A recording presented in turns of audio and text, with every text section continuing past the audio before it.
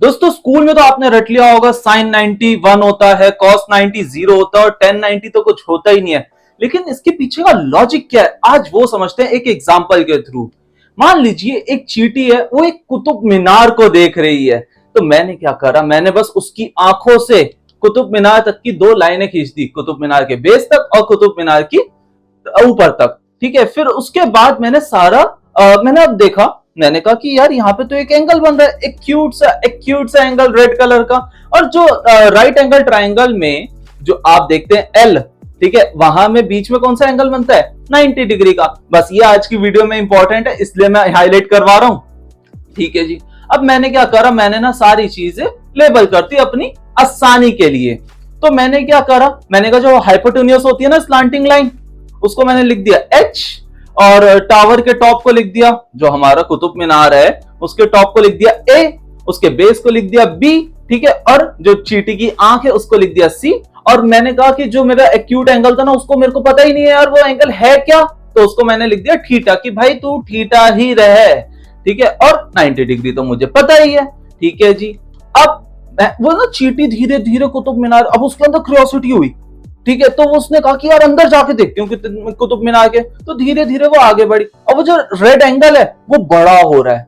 अब आप पिछली स्लाइड से ध्यान से नोटिस कीजिए, तो ये देखो बड़ा हो रहा है। ठीक है, अब वो और आगे बढ़ी, वो कुतुब मीनार के अंदर ही चली गई। अब वो जो रेड एंगल है ना, वो हो गया गायब, क्योंकि भैया चींटी तो अंदर चली गई। अब वो बन गया 90 डिग्री।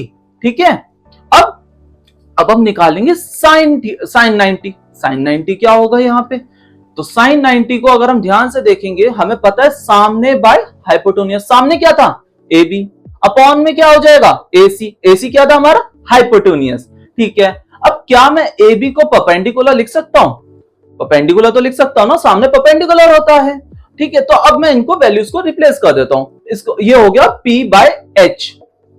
ठीक है जी, यहां पे मेरे को क्या दिख रहा है, P बाय H, और जो है P और H जो है वो है बराबर, H is equal to P। आप ध्यान से देखिए, वही लाइन है H और वही लाइन है P, तो वो हो गए बराबर। मेरे को आसानी हो गई, मैंने बस ऊपर नीचे काटा और आ गया आंसर 1। तो इसलिए दोस्तों साइन 90 होता है 1। अब अगर मैं बात करूं cos 90 की, तो cos का मतलब क्या होता है, पड़ोस, पड़ोस मतलब BC, अपॉन में आ गया हाइपोटेन्यूज मतलब AC। अरे यार यहाँ पे पड़ोस में तो कुछ है ही नहीं, तो उसको तो मैं क्या लिख दूंगा, इजीली उसको मैं लिख दूंगा 0 और अपॉन में हाइपोटेन्यूज। अब भैया 0 के नीचे तो चाहे कोई भी हो, बन जाएगा वो क्या, 0, तो इसलिए होता है cos 90 0। बात कर लेते हैं tan 90 की। भैया tan 90 क्या होता है, तो tan होता है तानाशाह।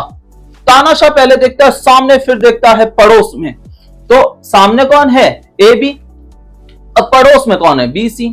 ठीक है जी, अब सामने ए बी तो समझ आता है, लेकिन ये क्या, BC तो 0 है, BC तो 0 है। अरे यार BC ऊपर था, मतलब 0 ऊपर होता है तो समझ आता है, 0 नीचे तो कभी हमने देखा ही नहीं, कभी सोचा ही नहीं, तो इसलिए तो वो आज तक डिफाइन ही नहीं हुआ। तो इसलिए दोस्तों tan 90 जो होता है वो नॉट डिफाइंड है, इट्स अनडिफाइंड। इसलिए दोस्तों इस वीडियो से हमने समझा साइन 90 1 क्यों होता है, cos 90 0 क्यों होता है, और tan 90 नॉट डिफाइंड क्यों होता है। अब इसके अगर आपको अदर रेशियोज भी निकालनी है, तो इनका बस क्या करना है, आपको रेसिप्रोकल करना है, cosec sec और cot भी आपका निकल आएगा। तो दोस्तों मिलते हैं अगली वीडियो में।